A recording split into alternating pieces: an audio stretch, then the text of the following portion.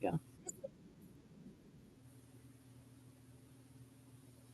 Good morning, everybody, and welcome to the call. Super glad you're all here today.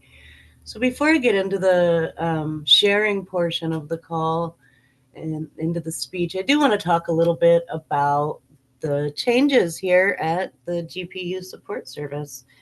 I really appreciate each and every one of you for making the switch over and coming over to the new site. And, not a whole lot as far as like the core basics of what we do will change too much. I'm really excited about this new site though, because it's a lot more interactive than the Podia. Just it lacked so many of the features that we needed to have like a healthy, thriving community, as opposed to just a place where I could, remind people of calls and put out a little bit of content every now and again. Um, so I am really excited about this new space and super excited to see it grow. So this morning, I was going to talk a little bit about what people need when they're upset. Um, I'll try not to ramble on too long about this. It's actually a pretty deep topic. I feel like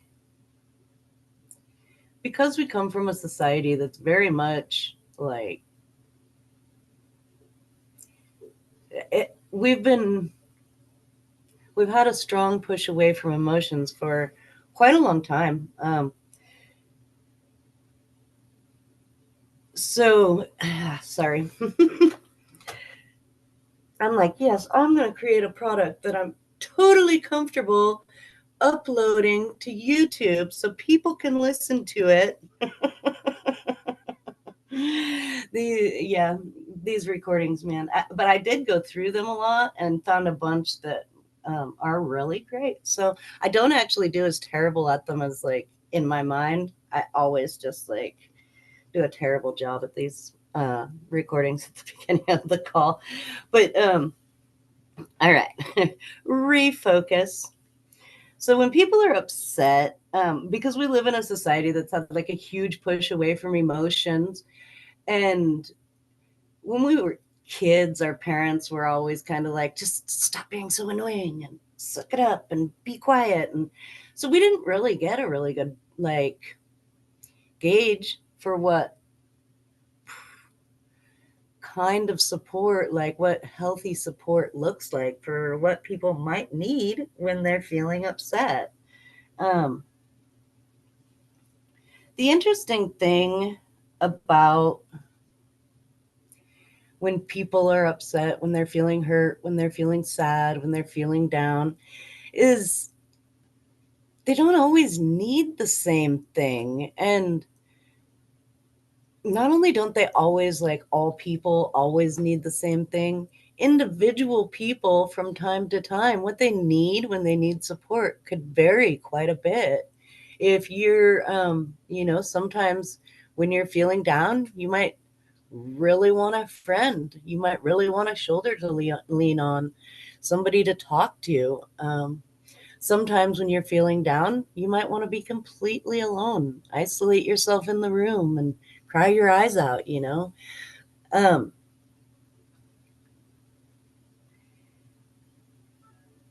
because of that, it does really make meeting our people and helping people quite a bit more nuanced and maybe a little bit more tricky than, something that really with humans, I don't think that we can do something off of a script. But it is something that, we can't even really decide that this is exactly how we're going to do it or get like a pattern going with it so much. It really is an individual thing where we have to lean into not only our person and what they need when they're upset, but also um, we have to be aware and paying a lot of attention to the cues of the ways the way that the thing we're doing impacts the person that we're trying to support. And I think it can be really hard, especially with small children, because sometimes, if somebody is pre-verbal or not quite verbal yet, it's really hard for them to tell you what they need. And also, kids just, they don't have a lot of experience with it, so they're not going to have a lot of finesse over around expressing what their needs are. Um, this is interesting that I actually wanted to talk about this a little bit today because my kiddo, and actually somebody had reached out to me to talk about their kiddo having a similar experience of like getting upset when offered empathy. And my kiddo does the same thing. He gets upset when he's upset, I should say, and you offer him empathy, it really escalates the thing. Anytime that he is already upset and I go running, oh no, what's wrong? He will yell at me, shut up, leave me alone. And definitely get more and more upset. Um, and of course, I'm not the kind of a parent who's going to push past that, and I will definitely leave him alone. Um, it's interesting though, because sometimes he doesn't actually want to be left alone. Um, so there's like this balance because he'll yell, "Leave me alone," and then be sitting there crying, "I need you, I need you." So that's where it becomes kind of nuanced, right? And there is a balance because we don't want to push past somebody saying, "Leave me alone," when they're upset. And we certainly don't want to fully leave somebody alone if they don't want to be left alone. Um, so again, it's like, it's very nuanced. It's about looking in at what your person needs and finding a way to be there as supportive as you can of what it seems, what they're able to express to us, and the cues, the the physical cues, the body language when somebody is upset is super important to pay attention to, because a lot of times when people are upset, they're not in a space to express their needs. And so their body language will tell you a lot about what those needs are. If you move towards somebody to offer them a hug and their body tenses up, it's really a good idea to take a step back. And that's true even when people aren't upset. Though I do like to put that call to action to really pay attention to the way people are responding to what you said, to the ways you acted, and the different support that you offered when they're upset, so that you kind of have a bar for what they may or may not like as much. And if somebody doesn't like something, for example, my little guy, he really doesn't like that empathy very much.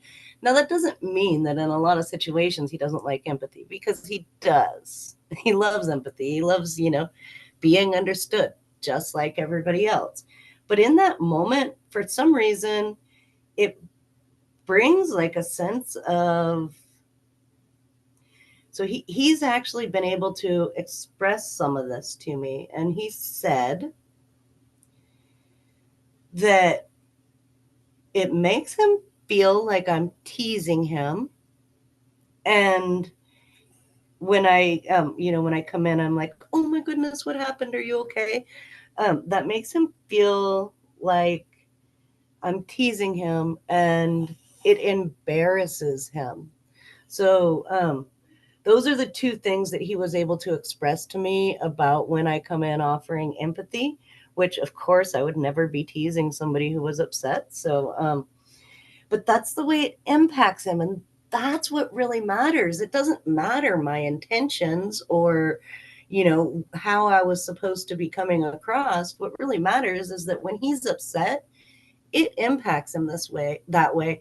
And there's no way that when I'm impacting him in a way that makes him feel like I'm mocking or mimicking or teasing him, there's no way that I'm going to be able to support him properly. And so, paying attention to what he does need, which it seems oftentimes he definitely wants me to check in with him, um, to be really careful with tone, don't want to draw too much attention to it, don't want to act too hyped up about it. There's all of these things that help him to feel better when I come in. Um, and it's also a process with him where it's like I come in and let him know that I'm there. He reacts, in different variations of feeling maybe upset, maybe mocked, mimicked. I mean, he was already upset, right? But then he's saying that when I come in and I offer empathy, he's feeling that way. So,